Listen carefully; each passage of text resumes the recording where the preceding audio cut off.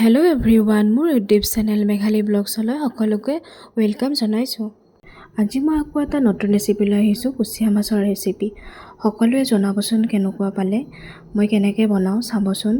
প্ৰথমতে মই কুচিয়া মাছখিনি ভালকৈ কাটি ধুই লৈছোঁ। তাৰপিছতে আদা নহৰু জিৰা পেষ্ট কৰিছোঁ, আলু ডাঙৰ আখৰ লৈছোঁ, পিঁয়াজ ডাঙৰ আখৰ লৈছোঁ।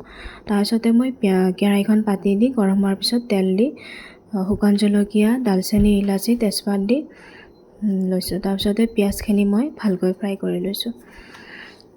তাৰপিছতে পিঁয়াজখিনি মই ভালকৈ ৰঙচুৱা হোৱালৈকে ফ্ৰাই কৰিছোঁ। তাৰপিছতে কাটি থোৱা আলুখিনি এড কৰিছোঁ।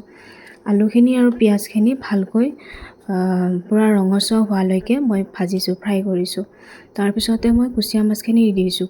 কুচিয়া মাছখিনি মই আগতে ফ্ৰাই কৰা নাই, এতিয়াহে আলু আৰু পিঁয়াজৰ লগত ফ্ৰাই কৰি ল'ম। তাৰপিছতে নিমখ আৰু হালধি এড কৰিছোঁ। নিমখ আৰু হালধি আপোনালোকে জোখমতেই দিব। তাৰপিছতে পূৰা লৰাই দিছোঁ। পূৰা লৰাই দিছোঁ। তাত ঢাকনি লগাই ফুল চিমতে দিছোঁ। তাৰপিছতে 5 মিনিট থকাৰ পিছত আকৌ ঢাকনি গুচাই লৰাই দিছোঁ। লৰাই পেলাই চাইছোঁ।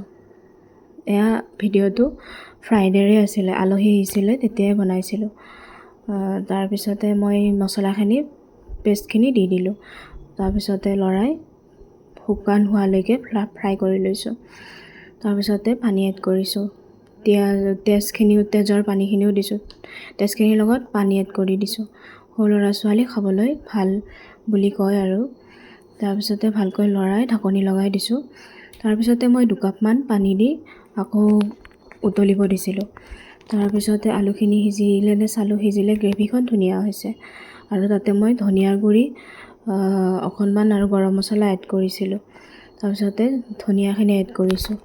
সকলোৱে জনাবচোন মোৰ ৰেচিপিটো কেনেকুৱা পালে। আৰু মোৰ চেনেলটো ছাবস্ক্ৰাইব কৰিব, লাইক কৰিব, কমেণ্ট কৰিব আৰু বেল আইকনটো টিপি দিব। আজিলৈ বাই, থেংক ইউ ফৰ ৱাটছিং। আকৌ নতুন ভিডিঅ'লৈ আহিম।